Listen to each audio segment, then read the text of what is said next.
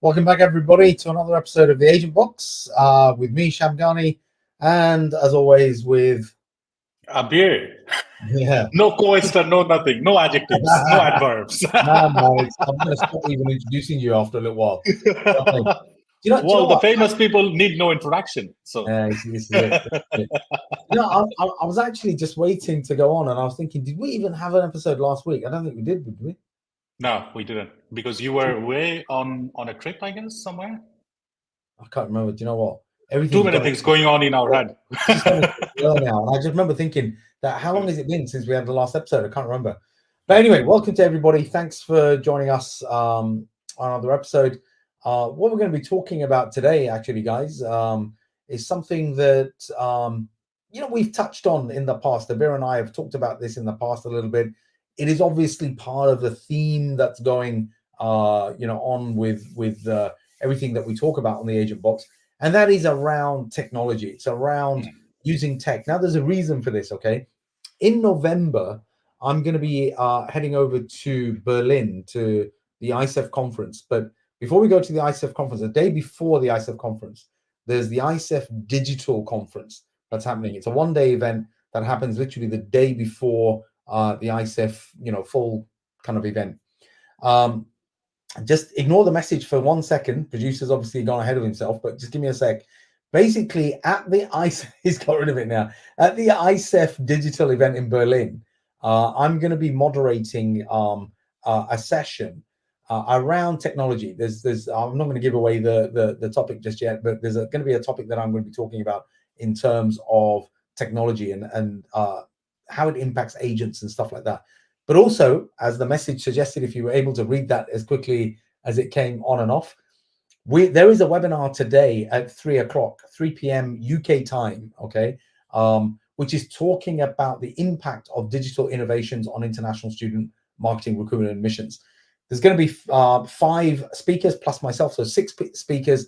I think it's all going to be segmented out. There's 2 speakers per session, but the registration is open for that at 3 p.m. today. So please, have a look. You can find it on LinkedIn. It's on a variety of different platforms. Have a look at it. If you can, register. If you go onto the ICEF website, then it's there as well, active at the moment, open for registration. So go ahead and register for that, and it'll be an interesting topic. So in today's discussion, we're not going to give away everything that we're going to talk about at 3 p.m. this afternoon or at the digital event. But Abir and I felt that actually let's talk about the uptake of technology, but specifically this issue of AI, because I'm hearing a lot more and more every day about how AI is going to revolutionize how we recruit international students. Abir, what are you hearing? I mean, have you heard anything recently that kind of says to you, hey, to be honest, wherever I look, right, left, center, everywhere, everyone is introducing AI. Whether it's like a full-fledged AI, machine learning or not, we don't know for sure, but it's just everywhere. It's just a thing right now, I guess. I feel it's escalating. About 18 months ago, 2 years ago, there were people talking about bringing in AI and machine learning into various different parts of the student journey. But you're absolutely right. You can't get away from that right now. And what makes me stand back for a minute or sit back for a minute is here we are, talking about AI in international student recruitment. When it comes to agents, in fact, also universities, to be honest, how much do we think this is actually going to make any kind of difference? But also, how far away are we as a group of people from this, this AI integration into our lives and making our jobs easier? I mean, Abir, just on the face of it, what are your thoughts? AI and agents, what do you think? To be honest, both starts with A, so there is definitely some correlation. But all jokes apart, I think like we discussed just before we came on live, before we implement anything, we have to ensure that we have the right infrastructure for it. And also, I personally feel we have to adapt to the changing geography of this industry, because if we look at, for example, Nokia or Kodak, they were the market leader at one point of a certain industry. But if you do not adapt to the changes in the market and evolve yourself to that level, you are going to be obsolete. So Do you know what? What that makes me think actually is years and years ago, when I was starting out, what everybody did, all agents, what they did, they were very preoccupied with doing newspaper ads, with doing physical flyering. I remember, agents, used to go around the streets or schools and this and that, doing flyering. Everybody was interested in printed material. And at the same time, universities, we used to spend a significant amount of our budget printing prospectuses. This was a big problem, like a big part of my career was, going over to the print room to find out how many prospectuses we have, shipping these prospectuses out to various different events that I'm going to do and having to budget for that, right? Because without this, how am I going to work? Now I go to an exhibition and most people haven't got anything on their tables. They've got like, novelty items on their tables. Because everybody's beginning to understand, digital information is quick, it's easy, and that's how people do business. But also online social media advertising is something that I feel agents are absolutely comfortable with. Everybody is talking about, be it Facebook, be it X, be it TikTok, be it Instagram, whatever it is. People are using social media to advertise their company, which is a shift from that paper flyering that we used to do back in the day. Okay. And the universities and everybody else, everyone's got digital information. Everybody's got a website. Everybody's doing everything like that. In fact, I remember a time when agents didn't used to have a website. Having a website was seen as unnecessary. I remember that. I remember that time where agents were like, well, why do I want to do that? You know what I mean? Nobody's going to look at it. Nobody's going to look at it. No student's going to look at it. No parent's going to look at it. So it's a waste of money is what people used to say. Imagine saying that today, in today's world. Having a website is a waste of money, or having a social media, presence is a waste of time. I forget the campaign, but I'm saying just having the presence. You understand? Yeah. So this is what reminds me, what you're saying is, that we're talking about adopting tech, and today's, reality is AI. I wonder how much research people have done into AI. The AI is not two things, which is it's not a technology on its own. It uses current technology to do certain things. And secondly, AI is not one static ChatGPT. There are levels of AI. AI is categorized by the tech guys as having, there are levels of AI. And I have an interesting take on AI, to be honest. Like, I see AI as like raising a child. Like how you train it to be, like how it's gonna like work and affect for you. It depends on how much data, authentic data, you're feeding into it, and how you are training it to mine those data. So it's just do you know what though, Abir? You see, right now, and I forget the details, and I'm not a tech guy. I read up on this a few months ago. To me, right now, my basic understanding is that the AI that we are talking about, that we are starting to use and starting to see, is AI that simply informs you. Like you said, you train the child, and the child then gives you some information, or you tell it what to do, and it's like a query string, right? But it does it in a language that is more human. Do you know what I mean, right? So you go into ChatGPT, you tell ChatGPT to do something, it will do something, and it will look like a humanistic kind of thing, or AI avatars that they have, look humanistic. What is coming is true intelligent artificial intelligence, right? Where that makes me scared. Yeah, when you put it like that. I'm serious, man. What AI will do is start to think for itself. We don't see that. That part of AI is not in mainstream society at the moment. And if you do some research on it, you dig around, you'll find out that there's different levels of AI. So at the moment, what AI can do is inform us of certain things that we can make decisions upon. Okay. So that's the best thing. So what it does computations for us, lightning speed, and in a human form. It doesn't necessarily think about doing things on its own yet, from what I understand. But what's interesting is this. Look at it like this. Imagine you've got a student, right? I was telling somebody about this just a couple of days ago. Imagine you've got a student. Now, this student is applying to a particular university, right? And you, the agent, you've got that student, and you're processing and you're trying to do whatever you're doing with that student. That student has a life outside of you and your agency and their application to study. Let's say the student is into football. So the student, in their own time, in their bedroom, they sit and they Google football scores, or they watch football on their phone or their tablet, whatever it is, they talk about football. Imagine now your agency system starting to message that student to say, oh, you want to study in Manchester. Did you know that these football teams, obviously we all know about football teams in Manchester. Let's say you want to study in Ipswich or in Norwich. Now, actually the Norwich Football Club, there's football clubs in Norwich that do this, or, at this university, there are, football teams that are doing really well in some university league. So they're sending your system, your agency system is now sending that student messages around football at the university that they've applied to. Is that a good thing or a bad thing?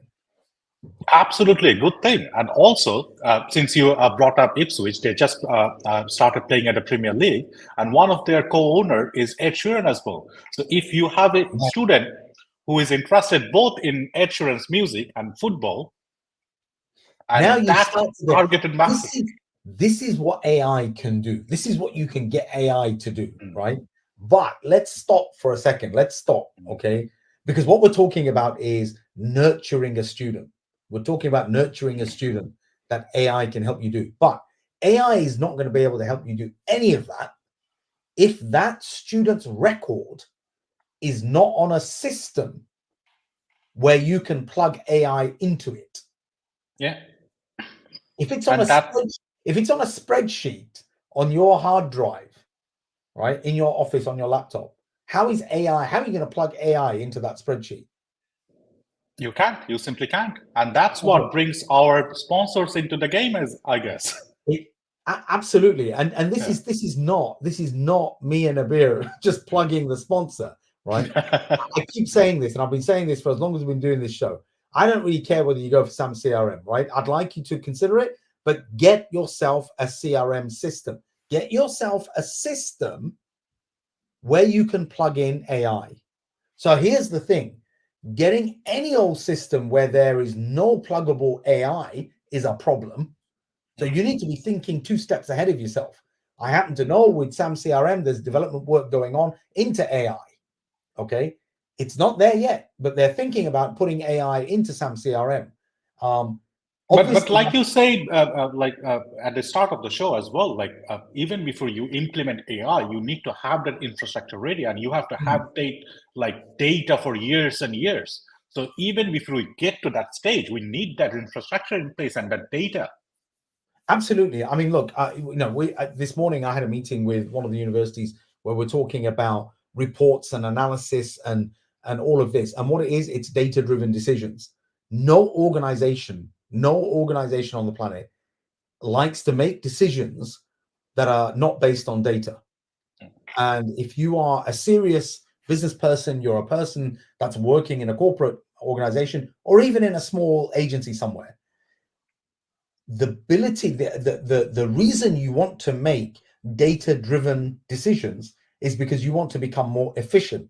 The reason why you want to become more efficient is because you can make more money quickly by being more efficient. And in order to be more efficient, you need data-driven decisions. If you don't have the data in the first place, then you are simply shooting in the dark. And maybe up to now, shooting in the dark is making you money. And nobody's going to knock you for that. Nobody's going to say, oh, that's a bad thing. No, great. The question you need to ask yourself is, how long can you continue to make money by shooting in the dark? And that to me And in this competitive landscape, I don't think you can survive too long without the that. The reason for that is that one student that you're chasing, the student that you're chasing doesn't live in isolation, doesn't live in a world where it is the student and you. That student lives in a world where all your competitors exist, right? And that student, look, think about it, okay? You mention something in your house and your phone picks that up and your phone starts messaging you about the thing that you were talking about. I hope people believe this is true because I've tested it. I've tested it where me and my wife have talked about something completely random. Yeah. It happens with everyone, I guess. I get messages on Facebook. I get, messages on LinkedIn. I get messages about this random thing that I've been talking about. So a student that is coming to you to think about where they're going to study is talking about this idea of studying in the UK, in their house, with their friends, with their family, wherever they're going. They're talking about, oh, I'm leaving. I'm going to go study in the UK. I want to do, what are you going to study? Oh, I want to study an MBA in the UK. The phone is picking up all of this information.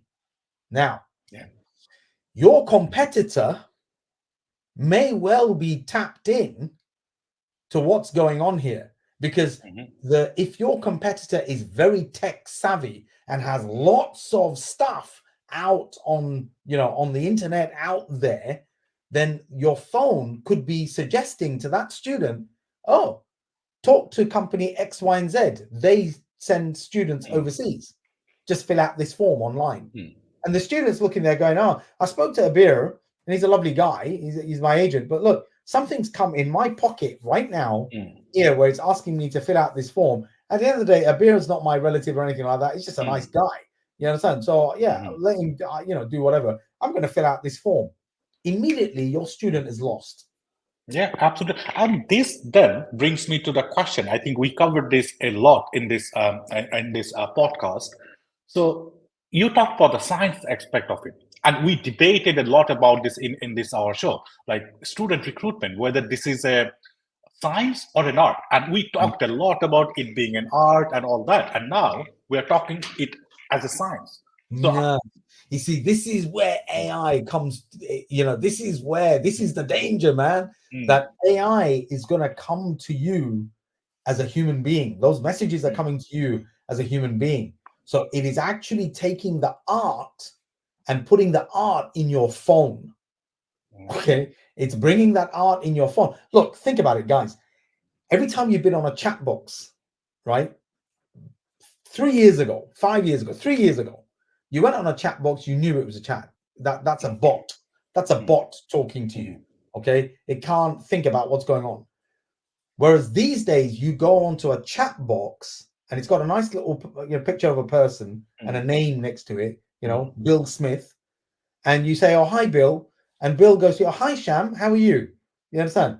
How can I help you today? And his language, his attitude is very humanistic. But actually, it probably still is a bot. The bot. But that bot is getting smarter and sounds less like a bot and more like a person. It's bot with a human touch. And therefore, the art of recruitment, that convincing someone, building a relationship with someone, getting someone to trust you, that's the art part of our recruitment that we're talking about. Okay. That part of it is now heading into the science. But you know what, Abir, it's something you said to me before the show, and I thought it was brilliant. That actually, you're talking about art. You're talking about, let's have a cup of tea and let's sit with a parent or with a student and tell me about your life's aspirations. And I can then tell you where the best place to study, right? How do you know the person you're talking to is any good? You don't. But with AI, you might. Exactly. But if you had an ability that, you're doing an event, you've got 1,000 people registered up onto your event. How do you know which one of those people are the right kind of people to have that cup of tea with? Or have you got the time to have 1,000 cups of tea to then work out which one is actually the right one? Yeah. Whereas if you had the technology where the student can register, get into your system, and while you're asleep overnight, the system through AI is sifting through all 1,000 of them. Yeah. Is looking at their profile, looking at their habits, looking at whether they have a Apple phone, Android phone. Is it, what level of Android phone is it? What do they Google? They're looking through, trawling through the profile, what kind of music they're into, this, that, and the other. And then in the morning, AI tells you, Sham, here's the 10 priority that I think you need to talk to. Go have your tea with these 10. Go on. And this gives a great competitive advantage, in my opinion, as an agent myself, because these particular leads that came to me in this time and age, they didn't just come to me. They went to different other platforms as well. Yeah. So if my competitor doesn't have that age and they have to manually go through to sort out which are my best leads and which are not, it's going to take them a few days. And by that time they reach out to student, I have already done my work. I have already talked to the student and the parent and whoever is necessary and already submitted my application. So by the time my competitor gets in touch with the client, I have already met the sale. So absolutely. And I think this is scary stuff. I mean, it can be a little bit, because there's issues around data sharing, this, that, and the other, but the irony is the student's volunteering that data to you. The student is volunteering their information to you. So there's no data breach on this. There's no, you're not stealing data from anywhere. What you're doing is your AI is simply intelligent enough to understand what this person is doing through things like what they're saying to their friends, to their family, what they're Googling on their phones. All of this is building a profile about that person, which your AI can it's open source information. They can go and have a look and get a feel. It's never going to be exact.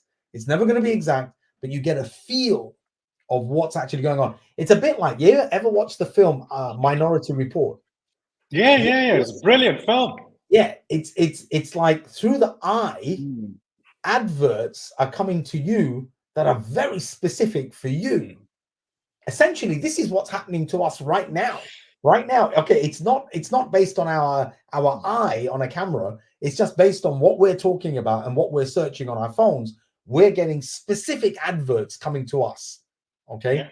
If you are not a digitally robust agency, you're not going to be the company that gets put in front of these students as they're searching their next, kind of study destination. And then on top of that, okay, so you get that particular lead, but then you want to make sure, is that the right lead? And in order to make sure that that's the right lead, AI can do something. Look, I can't believe it's 23 minutes already, man. We're going to have to close this down right now. Look, this is a very, very, deep subject. I think this is a very controversial subject. It's something that some people feel very positive about, some people feel very scared about. But one thing I'm fairly confident and convinced that this is not going away. This is only going to get more and more sophisticated, more and more advanced. So look, please join us at the 3:00 event webinar today. It's a free webinar, I think. Don't quote me on that. I think it's a free webinar, but join that webinar where we're talking about this digital innovations. And that's what everything that Abir and I have been talking about right now is digital innovations. There's going to be, like I said, 6 speakers talking about various different aspects of it. But also then, keep an eye out for what's happening with ICEF Digital. ICEF Digital last year, we were sponsors. Sam's Global sponsored ICEF Digital. Fantastic event. There was a lot of, it really opened my eyes that in our sector, there are a lot of people that are involved in tech, that they are innovating new things. And then you start to think, what's going to happen going forward? That there's going to be more and more companies out there that are coming up with even more sophisticated technologies to basically convince students how to behave when it comes to studying overseas. Of course, some of them are even offering, sort of solutions where students don't have to travel. I don't think students are going to do that. I think people are going to enjoy the aspect of traveling overseas and experiencing life in a different country. But the tech that's available already is very sophisticated. My concern is, as an agent based in any corner of the world, how much tech are we thinking as agents? I've got a really sophisticated laptop. That's a really good piece of tech. Or are we Well, it is. genuinely, but are we genuinely investigating what kind of technology is available out there and how can I adopt that to make my business more efficient and eventually earn me more money in less amount of time? Yeah. With that said, man, everybody wants more money in less amount of time. I have to close it there, okay? You know, it's look, every Thursday 11 o'clock we come, we try and come come live to you guys every Thursday at 11 o'clock. Sometimes we do have, sometimes we do not, because we want you to miss us, so that absolutely, man, absolutely. But you know, that's it. Look, you know, I don't know why the producer's not putting up our website, our phone numbers that he normally. There you go, he's listening to me. You know, get in touch with us. If you want to talk about this particular issue of technology, okay, you want to really kind of come on the show and talk about it, then please do come and, you know, get in touch with us. Either send us an email, send us a text message, WhatsApp message, or give us a call, and we'll be able to talk to you and happy to have you on the show. If you're shy, we're happy to talk about the topic for you. But this is something, guys, that is not going to go away. You know, technology in our business, I think, is here to stay. It's whether or not we decide to adopt that quickly, or whether we are one of those companies that, you know, 3 years from now we're behind the curve and we're having to adopt just to stay you know, afloat. Or do you want to be an early adopter and really kind of drive change with technology? That's it from me, Shamghani, and my colleague Abir. Hope to see you next week. Yeah, we'll see you again next week. Take care, guys.